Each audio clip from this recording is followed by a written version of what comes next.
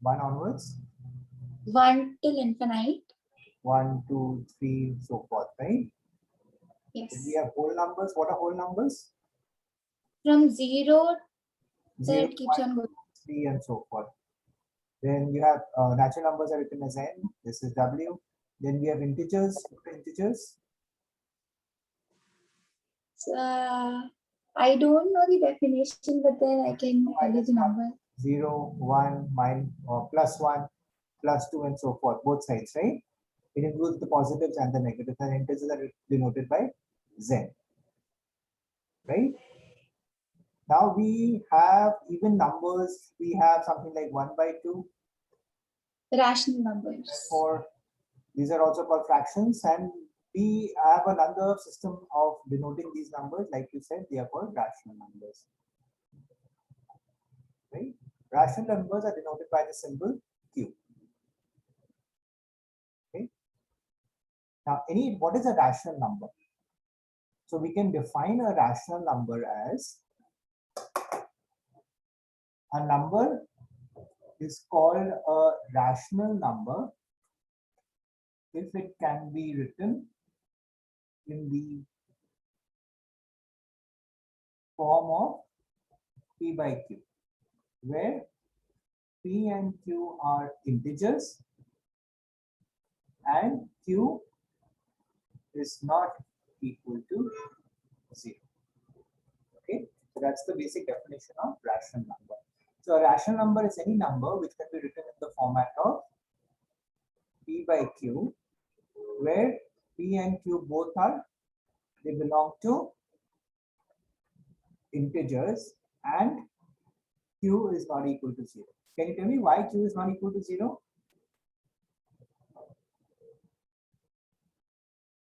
You're on mute. Why is So I guess then it would become a whole number, or the whole number would be a 0. No, it won't be a whole number. It will be undefined. Any number divided by 0 gives an undefined error. Right? You cannot divide a number by 0. 0 upon anything, okay, is 0. Whereas any number upon 0 is undefined. That is why we cannot divide this. Okay, please quickly copy this down.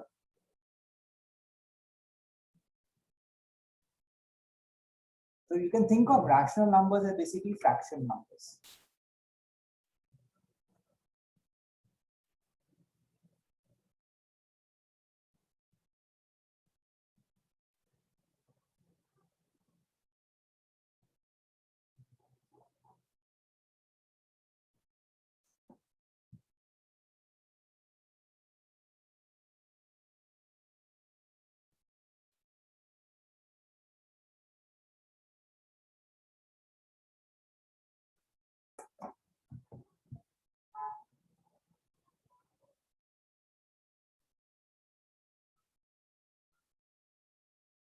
And let me know when you're done.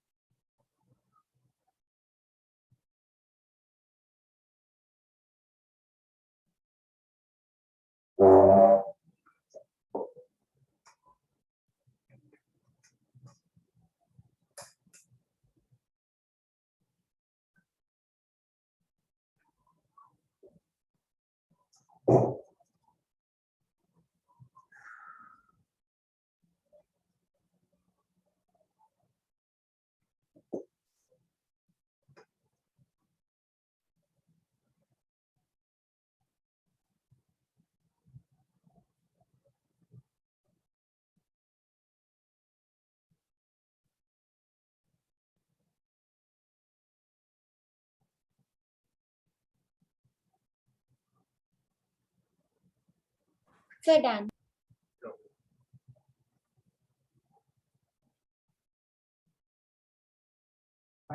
And whenever we have rational numbers, supposing we have a rational number 5 by 10. So we will have to reduce this to an equivalent fraction in the lowest term. So we'll write this as 1 by 2. Why? Because P and Q have to be coprime numbers. You know what coprime numbers are? They don't have any other factor except one common factor. Right? So always whenever we have rational numbers, write it down in the lowest term in which P and Q will be coprimes. Okay? Okay. Tell me whether true or false.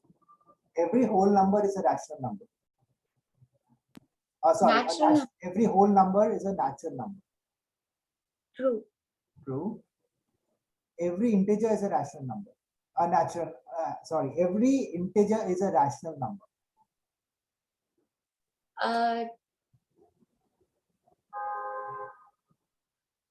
So true.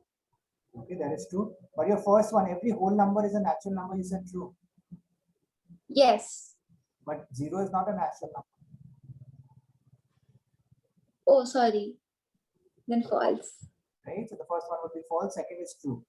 Because if we have an integer, like even 5 is an integer, we can represent this in the as a rational number by just dividing it by 1. We have -2. I can write it as a rational number in the format of P by Q by dividing it by 1. Right? So every integer is a rational number. That is true. Every rational number is an integer.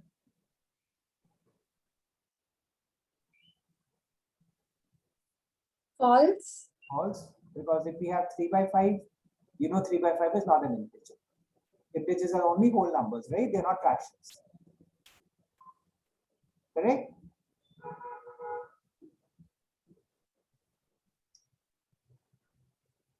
Okay. How do we insert rational numbers between two numbers? Okay, let's try that. Like, find 5 rational numbers between 1 and 2. Okay.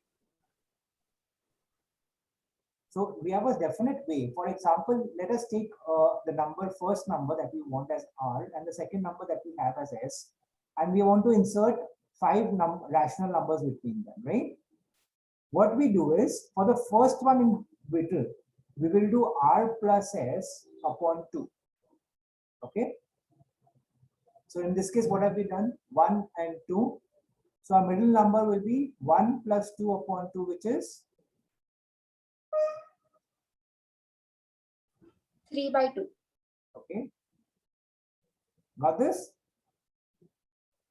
Now we can insert another number between them by taking again R plus this new number upon 2. So what we'll do, 1 plus, so let us take this one on this side. So we can take 1 plus 3 by 2 upon 2 again. Sir, can we do it in the LCM method also? How will you do that? Like 1 by 6 and 2 by, no, wait. 1 by 2, 1 and 2, we don't have a LCM now. We have to insert between 1 and 2. They are whole numbers, not between fractions. That is when we want to insert rational numbers between two rational numbers, we can do the LCM method. This is not a rational number. These are whole numbers, right? Okay, so like this. So what is 1 plus 3 by 2? 5 by 2 upon 2, which is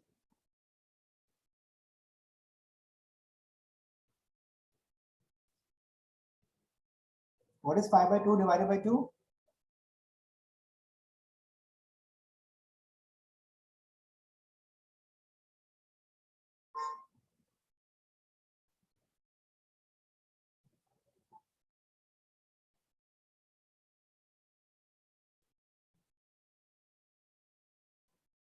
Ananya, what's 5 by 2 divided by 2? Mental maths. Sir, I don't know. I have to. 5 by 2 into 1 by 2? Yes, sir. 5 by 4. So our second number is 5 by 4. Same thing, we can insert one number here, which will be 3 by 2 plus 2 upon 2 and so forth. We can continue averaging it up. Right? So this is what called the average or the mean method. So what we do is we basically take out the average of them. We add the number divided by 2, then again we get the new number. Again, this and this we do, add them up and divide it by 2, one on this side and one more further, right? Okay.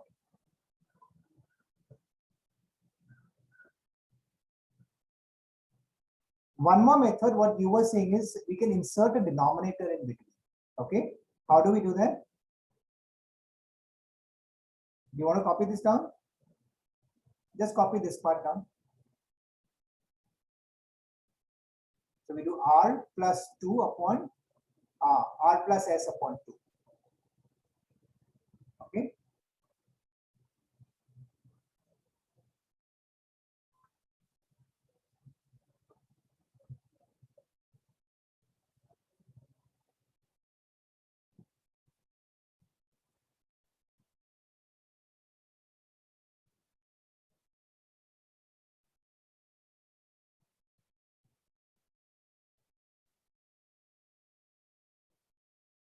So done. Now again, we had 1 and 2, and we wanted to insert 5 rational numbers between them, right? So what we do is we convert this to a rational number itself. How many numbers do we need? 5. So what we do is we convert it to the 6th number. How do I write 1 as a rational number with 6 as a base? I can write this as 6 by 6. And 12 can be written as 12 by 6. Yes, sir. So now I can insert between 7 by 6, 8 by 6, 9 by 6, 10 by 6, and 11 by 6. Right? Similarly, if, for example, between 2 and 3, I want to insert 5 numbers. So what will I write 2 as? Let me say I want 7 numbers in between. 7 rational numbers. So how many what base am I going to take this as? 6. No, 7. So I'll do 7 plus 1. I'll add 1. Oh, yeah. 8. So I need 8 as a base here. So what can I write 2 as in a base 8? I can write this as, what will be the numerator? 4 by 8? 4 by 8 is half, Ananya. No. Fraction is equivalent to 2 with the 8 base. 16. Can I write 16 by 8? Which is Yes. equal to 8. Just multiply this for the numerator. 2 into 8 is 16, that will come on top. What about this? Again, I need a base 8 here. So 8 3s are 24. 24. 24. So I can write this as 16. 2 can be written as 16 by 8 and 3 can be written as 24 by 8. And I can insert the rational numbers. It will be 17 by 8, 18 by 8 and so forth. Got it? Please copy this down as an example. So we can see that between any two numbers, there are infinite numbers of natural numbers or rational numbers that we can insert. Right?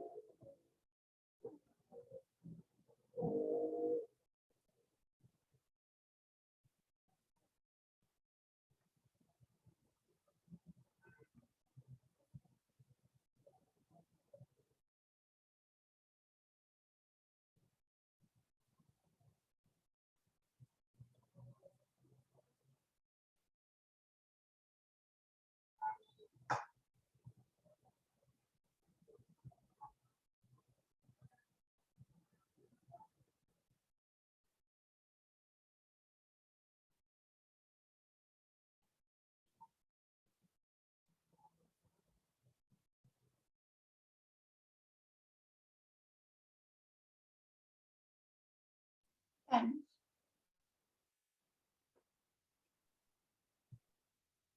So like we said, between any two rational numbers, whole numbers or numbers, natural numbers, anything what it means, we can insert infinite number of rational numbers, right?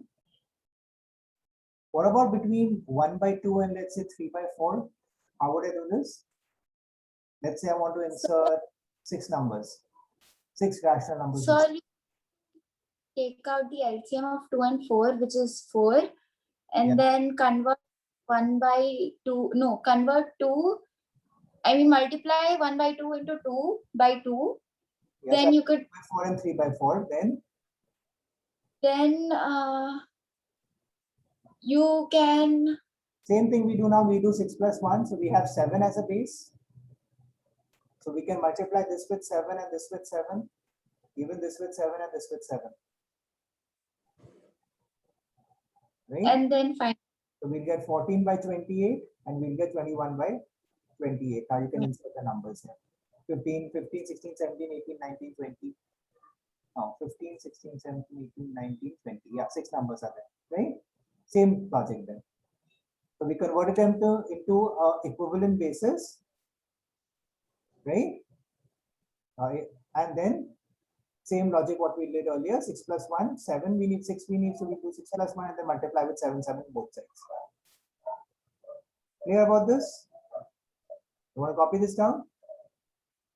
I remember. Okay. So let's move ahead then. Let's go on to something which are called irrational numbers. So we know rational numbers are all numbers which can be represented in the format of P by Q, where P and Q are integers and Q is not equal to 0, right? But there are a few numbers which don't satisfy this rule. In fact, when we look at real numbers are rational numbers and irrational numbers. Okay, so these are all the numbers in existence which we call real numbers. Okay, and there are two types, either they'll be rational or they'll be irrational. So how do we define an irrational number? A number is called irrational if it cannot be written in the form of P by Q, where same thing, P and Q are integers and Q is not equal to. Okay, copy this down. So any number which cannot be represented in the format of P by Q is called an irrational number.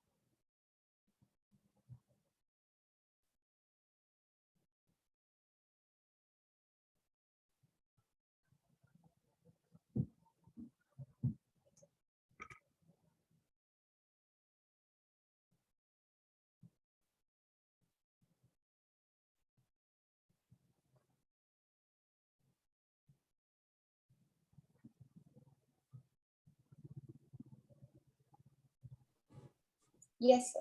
Okay. So the common irrational numbers are numbers like any root of any number, which is not a perfect square, like root 2, root 3, root 15, even pi.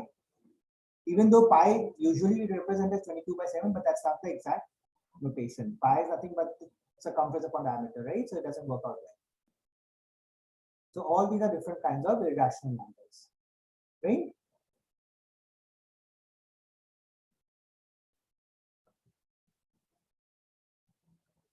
So like I said, real numbers which can be denoted by R can be represented by rational numbers and irrational numbers. Okay. Now both of these can come on the number line. That is why we say that it's a real number. Rational numbers already you know how to put it on number line. Irrational numbers we will be learning later.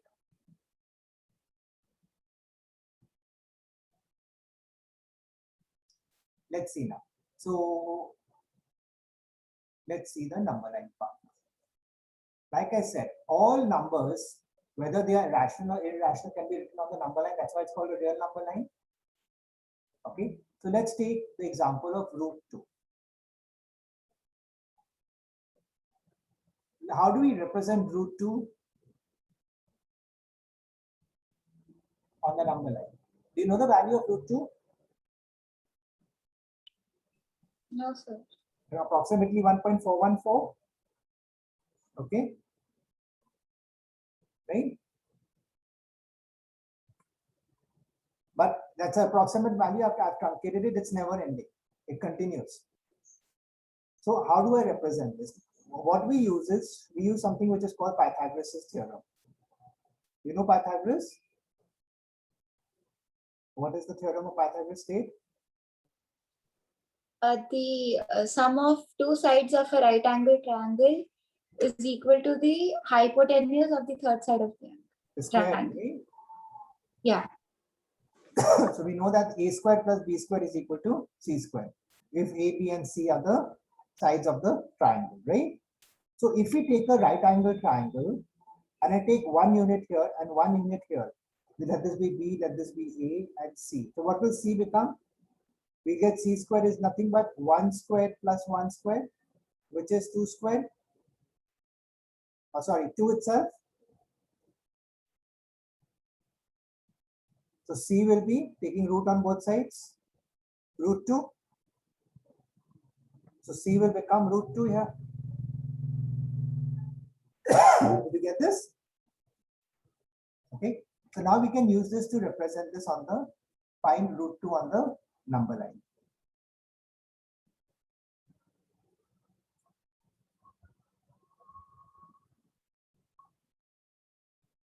Okay, for homework, I just want you to go through exercise 1.1.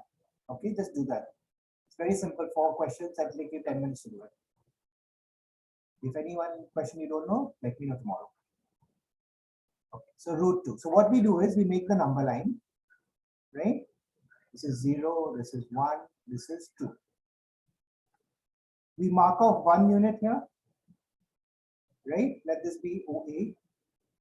We draw a perpendicular from this and we cut off 1 unit here. Again, 1 unit here, this is 1 unit. Let this be OB and we connect OB, right? So this will automatically be root 2 like what we explained, right? Keeping our compass point at O, we measured B and we drop this at an arc on number lines under. Wherever this cuts, let's say this is P, this part here is root 2. So we know that OP is equal to root 2. Sir, could you explain the construction again? I didn't understand. We do it again, okay? Understood so far? So let's do this again. We have a number line. You can keep it as 1 centimeter or whatever you want. So that's 1 unit I'm calling in. I take 1 unit and mark it off. Let this be OA, first step. From here, I draw a perpendicular line at 90 degrees. Okay. Sir, with the same measurement? Pardon me? With the same measurement? No, I'm drawing a straight line, a perpendicular line. Okay. Right? And then from keeping the compass here, I cut off 1 unit here. Like if this was 1 centimeter, this would also be 1 centimeter. I join, let this be point P. I join OB. Okay. This will be root 2. Because we know 1 square plus 1 square is 2, and squaring that, we can get that, right? Root 2. Now, keeping a compass at point O, I measure the distance OB and I drop the arc on this line. So wherever this connects, this will be root 2. Okay, let this be point P. So we know that OP corresponds to root 2, distance root 2. Got this? Please copy the steps down. In making it, do it on your own. And let me know if you have any doubt.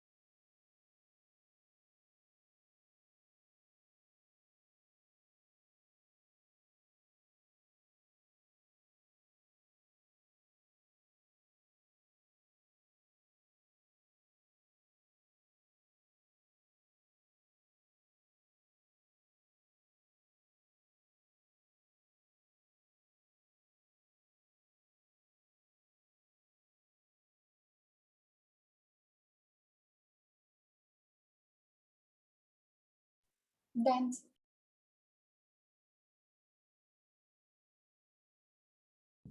Okay. So let's do another one. Let's do root 3 on the number. Okay. Now, one important part is whenever we do any root of n number, we want to locate on the number line. We need to know root of n minus 1 first. Okay. That means if I have to find out root 3 on the number line, what should I know? Root of 3 minus 1, which is root 2. So I should know root 2 for finding out root 3 on the number. Is this part clear? So whenever we have root of n on the number line, we should know root of n minus 1. So we need to know root 2. So how do I find out first root 2?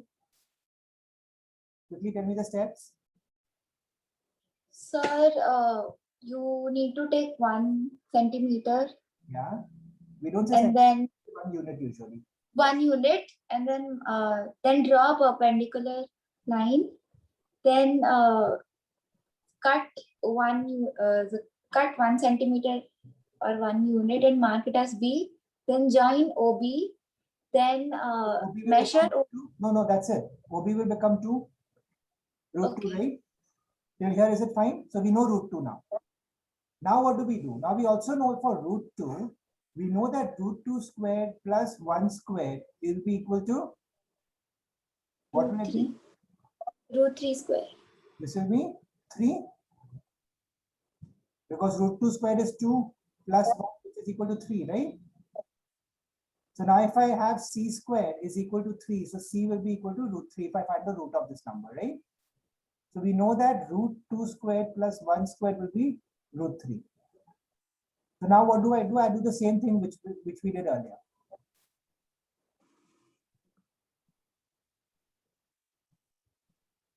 One second.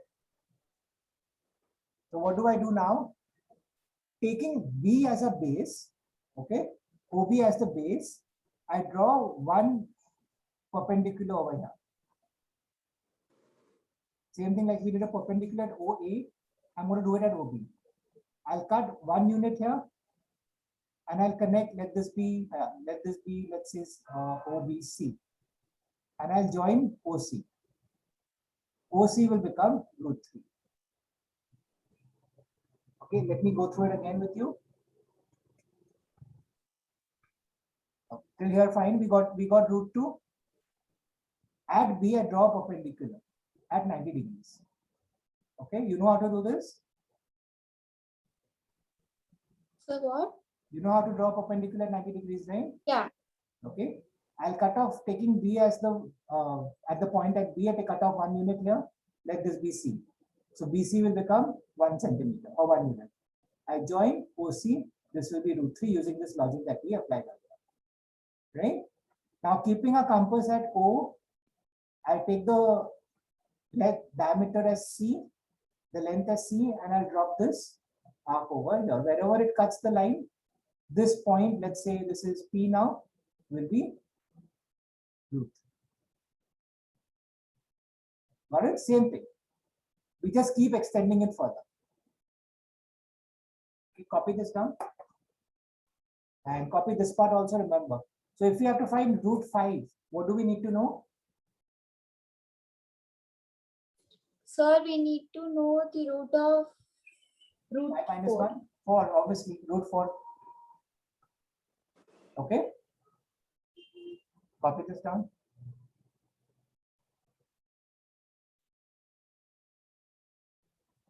This continuous, Ananya, this continuous circle can continue, okay?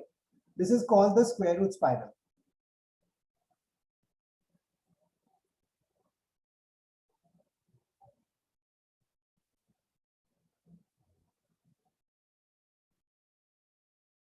Fine?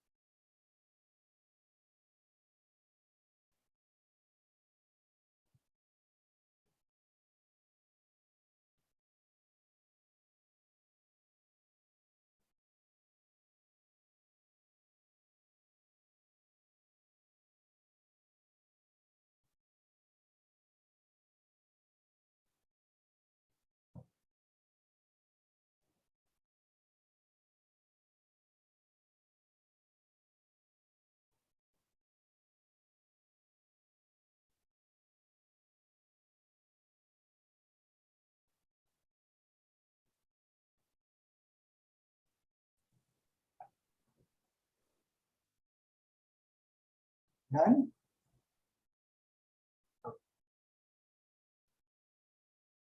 Tell me, how would we find root 4? Sir, to find root 4, we need to subtract it by 1. So root 4 minus 1, which is equal to root 3. Are you sure about this? No, root 4 square minus 1 square. It's okay, root 3. We had n minus 1. But Ananya, what is root 4? Oh, it's a perfect square, root 2. Sorry. Root 2. Root 4 is root 2. 2. Oh, 2, 2. So can we not just put number line and just take 2 units here? This is root 4. Do we need to do this? No. Okay. Don't do things blindly. Think first. Okay. Root 5. Sir, root 5 is n minus 1, which is 4, and Root 4, which is 2. 2. So what we will do is, we will take 2 centimeters here first. Okay, and we will mark this as 8. And the other one will become the same thing, because we'll get 2 squared plus 1 squared and root of this, right? So we'll take 2 squared, then we'll again put an 90-degree line here. We'll mark 1 centimeter here, and then we'll connect this. So this will automatically become root 5. We don't need to do the spiral there, because we needed to find root 4, but root 4 we already know is 2. So we just put the base as OA as 2 here directly.